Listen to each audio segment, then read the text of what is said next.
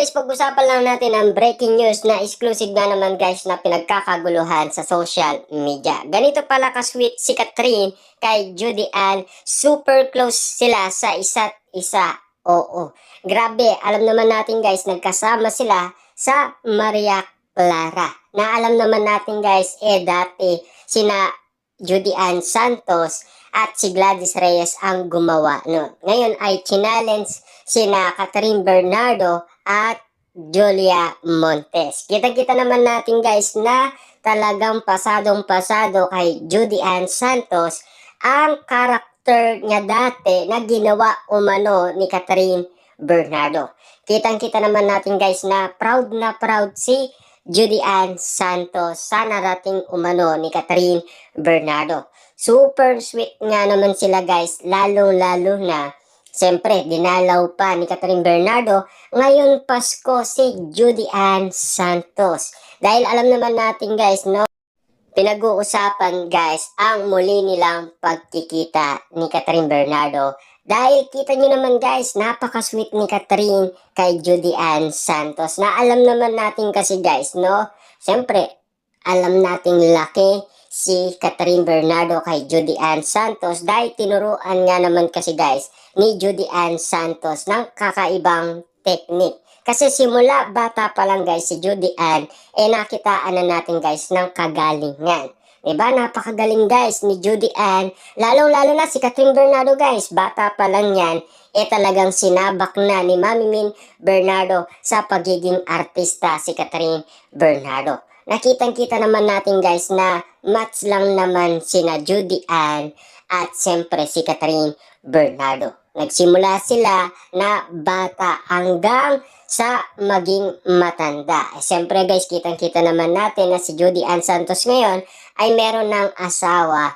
Walang iba kundi si Ryan Agoncillo na nagtatrabaho umano sa Itbulaga. Lalo-lalo na guys, siyempre meron na rin silang mga anak.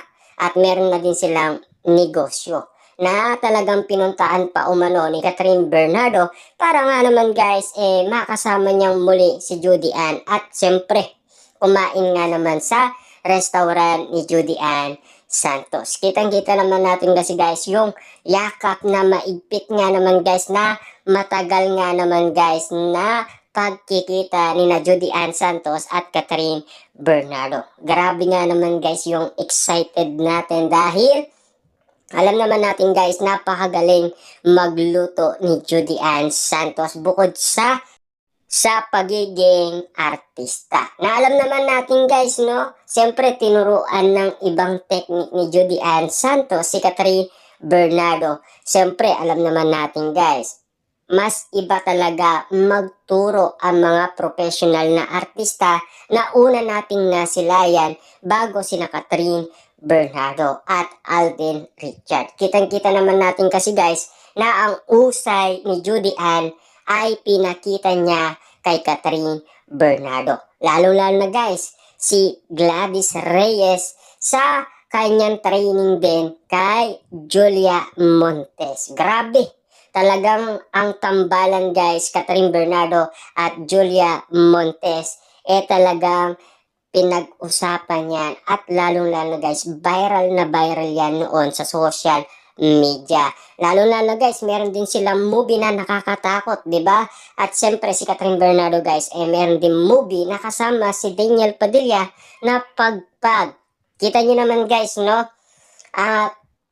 Napaka-sweet ni Ryan Agoncillo sa kanyang anak na pinakita umano guys kay Catherine Bernardo. Siyempre alam naman natin guys, pagdating ng panahon, ganyan din kasweet si Catherine Bernardo. Lalo-lalo na guys sa kanyang mga pamangkin, di ba? Maalaga si Catherine Bernardo at siyempre dahil sa edad niyang yan na 28 years old, pinag-aandaan niya na rin guys na siya ay magkaroon ng baby. Kasi alam naman natin guys, lahat ng mga kababaihan ay pinapangarap na magkaroon sila ng baby na talagang yan ang gusto nilang mangyari. Kitang-kita naman natin guys na proud tayo na sana balang araw ay makita natin si Catherine Bernardo na magkaroon na siya ng perfect na asawa na talagang inaanda ng mga Katden fans dahil alam naman natin guys, kumukontra ang mga fans dahil pinipigilan nga naman si Catherine Bernardo sa iba't ibang leading man na talagang pinag-uusapan sa social media. Pero at least guys, nalaman natin yung mga idea na talagang si Catherine Bernardo, paano siya naging mausay sa larangan ng showbiz. Lalong-lalo na sa pag-acting. Dahil sinanay nga naman sila ni Judy Ann Santos at Gladys Reyes. Kitang-kita naman natin guys, no, bukod sa director. Kasi alam naman natin na ang bawat professional na artistang nauna na, makakakuha ka ng idea. Dahil sila yung pinaka naunang artista na matagal na silang gumaganap sa iba't ibang telebisyon. Lalo-lalo na guys sa mga pinikula. Siyempre, sa bawat spotted nga naman guys si Catherine Bernardo sa mga kagalingan niya kapag siya ay tutok na naman guys sa pagiging acting, siguradong magkakaroon siya ng daming award. Kita nyo naman guys, no? Dalawa na ang kanyang international award na nakuha. Kasi lahat naman yata guys ng pinikula ni Catherine Bernardo ay pinag-uusapan. Kasi yung kagalingan guys hindi mawawala yan. Kasi talent na yan guys ni Catherine Bernardo. Kaya nga naman guys, napaka-professional na tao ni Catherine Bernardo kung tawagin. Kaso nga lang guys, naging mahina lang siya sa pag-ibig. Dahil naging marupok nga naman siya dahil siya mismo ang nagkwento na hindi na daw siya magiging marupok. Lalo-lalo na kakayanin niya daw kahit mag-isa na lang siya.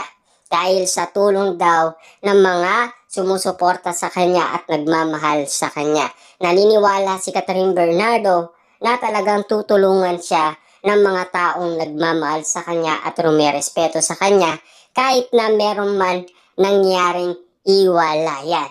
Pero aanapin pa rin natin guys ang source kung ano ang pinag-awayan ng dalawa bukod sa lahat ng mga kumalat na issue sa social media. Malay natin guys, meron silang naikwento kay Direk Cathy na hindi natin alam. Kaya aanapin natin guys ang kasagutan kung saan nating mahanap.